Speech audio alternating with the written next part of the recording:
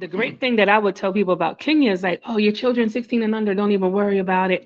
They don't pay for the visas. It's blah, blah, blah. Oh, yeah, now you pay. Now you pay more.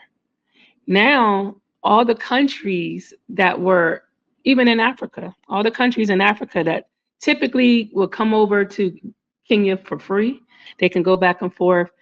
No, baby, $30. That's the RT in Mombasa, the residential tourists, the Mohammeds. These guys have been the biggest champions for the free visa announcement that was made by Kenya's president. Beginning January 2024, Kenya will be a visa-free country. Hey y'all, Kenya is on the move. If you haven't heard, we got some wonderful information we are excited to share with you.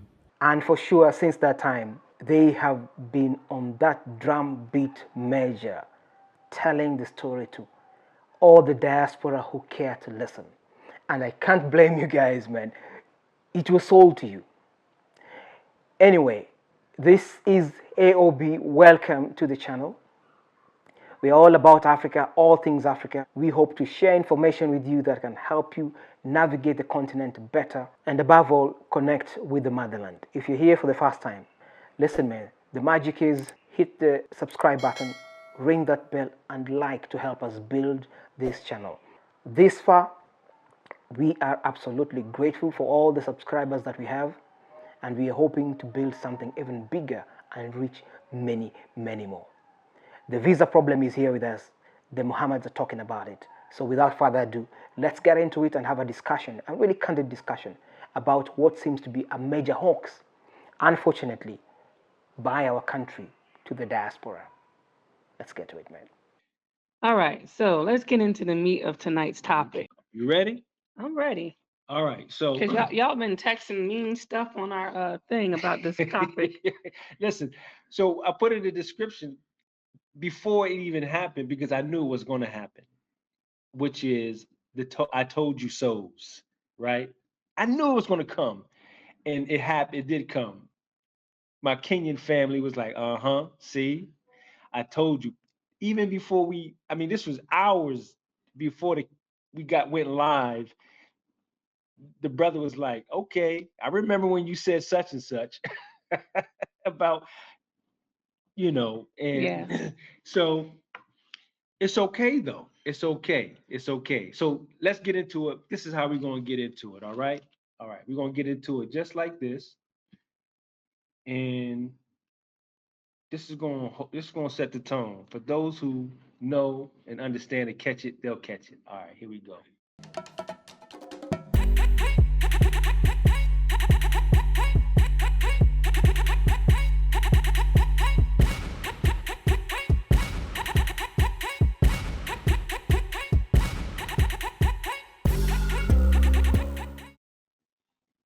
All right.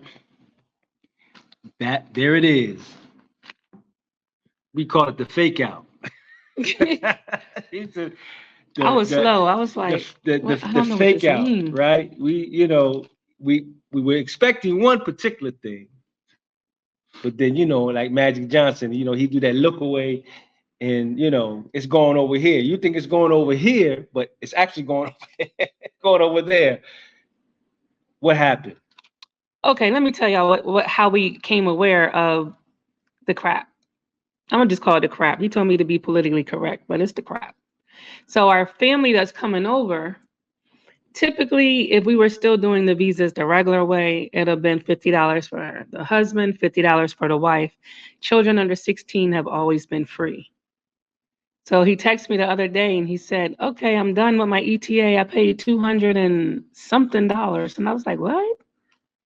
Now, with the ETA, every single person that's coming, child, baby, grandmom, no matter, is paying $34 per person. Mm. So if you have a big family, all your children, and the great thing that I would tell people about Kenya is like, oh, your children 16 and under, don't even worry about it. They don't pay for the visas, it's blah, blah, blah. Oh, yeah, now you pay. Now you pay more. Now, all the countries that were, even in Africa, all the countries in Africa that typically will come over to Kenya for free. The East African. Wait, I didn't get to that part Okay, yet. This is okay. the other countries that have treaties with Kenya, and they can go back and forth. No, baby, $30 for you as well, $34 for you as well. And right now, the EAC, they can still use their EAC card, but in about 6 months, it's up for discussion. So yes, David B., you told us there would be a $30 processing You fee. told us. Okay, I can understand if it was per family, because when you submit your information, you know, especially if it's a husband and wife, the husband submitting, they go document all the family members that's coming with them, you know, do the security check on the whole family. No, per person. So it was recorded that in the first week of launching the ETA, Kenya made over $1 million off of this ETA. Mm. So it leaves a taste in your mouth like, okay, wait a minute. Were you doing this to make Kenya feel like, okay, come on over. We want you to come and explore our country, free travel. We want you to come. You know, we left the jargon, the language of all the people in the diaspora that's been sent out of here on the boats and through. He stopped talking that way. Then he said everyone in humankind can come. But now every single person, $30 plus $4 some other stuff, $34 total, which isn't much, you know, for the diaspora. We don't, I mean, people that's traveling, $34 is nothing. They're not thinking about that. But it's the slap in the face, like, ew, soon as you sound like a president that recognizes who we are and how we got there and where we come from, you change up real quick. Like you, again, where are we? Why isn't nobody, nowhere, no country? It's not gonna happen. Obviously. It's not gonna happen. But I'm good with it because I'm becoming more clear, right, on a lot of different things, and And it's sad. coming to a particular understanding of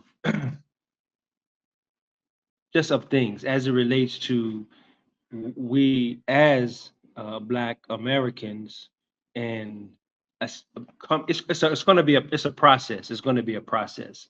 It's not going to be an overnight ordeal that we would have the type of exchange and relationship. But first, it has to do with the proper identification on both parts, because there are those of us back in America who have a little frown when it comes to Africa, but a lot of that has to do with what we mentioned many times before, Right. the miseducation. And I think it's the same, more of the uneducation on these soils, because they don't necessarily educate as much about us as Black people in America. But in America, it's more of a miseducation. So I think it's going to take time. It's going to have to be a process. Listen, man, the visa problem continues. We just did a story about the nightmare in one of the neighboring countries that a number of African Americans have experienced. But this really is a diaspora story, not just those from the States, whether you're from Britain or the Caribbean, wherever you are. These are challenges you'll face. And when I'm listening to the RT talking, I really do get where you are coming from in terms of, do they really see us? That I get. But I just want to point out something. The countries that are dithering about this whole visa thing, and especially Kenya, are pointing to one major problem in Africa. It all comes down to the leaders that we have. Citizens in general are engaging, are involved, are very welcoming to visitors and to brothers and sisters from out there. There might be a few who have a problem with that. But in truth, African governments are run by individuals who essentially are all about themselves. The political office, especially the highest office in the land, in a majority of places in Africa, getting into office, running for politics, and winning that seat is the gateway to becoming a super wealthy man or woman. That is the plain reality, and Africa cannot ride away from it. Hence, you hear what Professor P.L. Lumumba, who is now a major champion of Pan-Africanism, asking the question, why is it that in Africa we elect the worst of us? America had its own fair share of the poor choices recently, we know that. No names. Africa is experiencing the same thing, and this is many decades after independence. So, though it appears like they are not welcoming you and failing to give you a soft landing, in reality, what you are experiencing is what African national citizens are experiencing within their own states. So to the point that you now feel the pinch about what they're doing, then it just means that those who are in here, it's even worse. So it is not so much that they're failing to see you. No, for them it's all about accumulating for self. So whether you are a citizen of an African country, whether you're a visitor who is coming, those who are in office are on one mission, just to really enrich themselves. So anything goes, and unfortunately, diplomatically, it is not good for us. It is not a good image. Like Adila says, it's a slap in your face. It is a fake out. And the fake out is happening also to Kenyans, to citizens across Africa, where their own presidents are messing up economies, are building empires, investing in the West, offshore accounts. Overnight, their own families, their own children are becoming millionaires. So that is the reality we are facing here. Sadly, man, it's sickening to say the least. And the challenges around such things are so nuanced in Africa that when they first present an idea to you, you run with it and you really think, man, this is the guy. He's speaking the language we want to hear. The ordinary citizen may speak the language you want to hear, but the political leadership do not have the political will, nor do they have even a plan to ensure that those in diaspora can actually engage with Africa properly. So despite the negativity around it, the disappointment, it's a huge disappointment that kids would come in here 16 years and below would not be charged a dime. But now, from the promise of visa-free to a lot more costs, it's what I hear you guys call all the time, the money grab. And it may appear so, but I can assure you, if you are feeling the money grab, we are feeling it locally 10 times. Because in Kenya, for example, the taxation has really gone up. And that whole regime that you're now experiencing about the visa fees going up and more charges even to the kids is really about a tax regime meant to elevate our economic status. Whether that will happen and whether there'll be a true commitment to ensure that tax collection then reaches the masses in terms of services. You're talking about medical, you're talking about road networks, you're talking about basic things like running tap water in our villages, because really true development has got to address some of these pressing and basic things that a modern society needs today. Kenya is still far from it. Many African countries are far from it, but many African countries are also well blessed, well endowed with resources. South Africa, minerals. Zimbabwe, minerals. Huge. Ghana, cocoa or cocoa as they call it. Other countries, lithium. You go to other West African countries, uranium, where France has benefited for many decades since independence, supplying their nuclear power, which really sustains their electricity. So leadership is what has really failed Africa. The lack of political will, the lack of commitment to the broader nation, to the states that we live in, that as long as they can then benefit themselves, they will carry on however they wish. And state power is wielded in such a way that it's so total that individuals are not able at a citizen level to question those in authority because they've got the power, they've got the muscle, they've got the security system. Our election processes are supposed to help us put the right people in office, have good policies, but oftentimes other arms of government, judiciary is muzzled in many African countries. They play second fiddle to the heads of state. Parliament is even worse.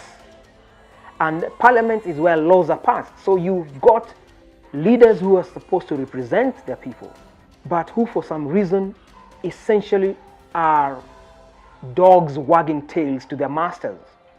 And that is a major issue for African countries in terms of executing ideas that are progressive, that can allow for growth.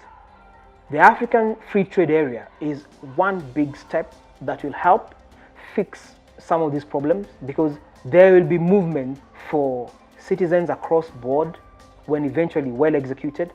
There will be free trade, and that's a good step in terms of responding to a world that is now a global village.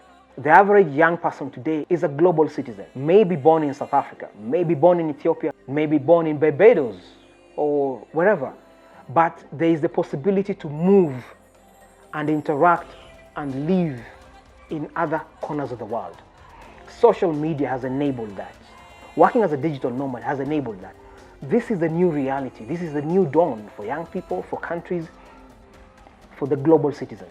The journey is on, difficult as it is, challenging as it is for my brothers and sisters who are trying to return and invest, pilgrimage, or just relocate altogether. These are challenges you'll face. But if it forms only a small fraction of the bigger picture, do not be discouraged. Continue to engage. Africa, our business, will continue to create content. And this is why we call out to you. Subscribe, like, share. Let's celebrate our own. And like the Muhammad say, I see you, do you see me? We've got to see each other. You have to see me. We've got to realize that we are interconnected. There are those who are naysayers who will say, I mean, why bother? You know, Africa is poor, there's poverty, there's exploitation. But just as well, other countries, even in the West, populations of those who are disenfranchised, a majority of time, are the brown people, the colored people, or the African, or black, as they call it. So Africa offers you an opportunity to be able to travel and move without looking over your shoulder too much. This is home. This is Africa, our business. Thank you for subscribing, you who's hitting the button right now. Again, ring that bell, share your comments, your thoughts, your suggestions, and some of the ideas you have about the best way to move the continent forward. Despite its challenges, it is still home. And we'll see you again in the next video. Peace and love. I'm out.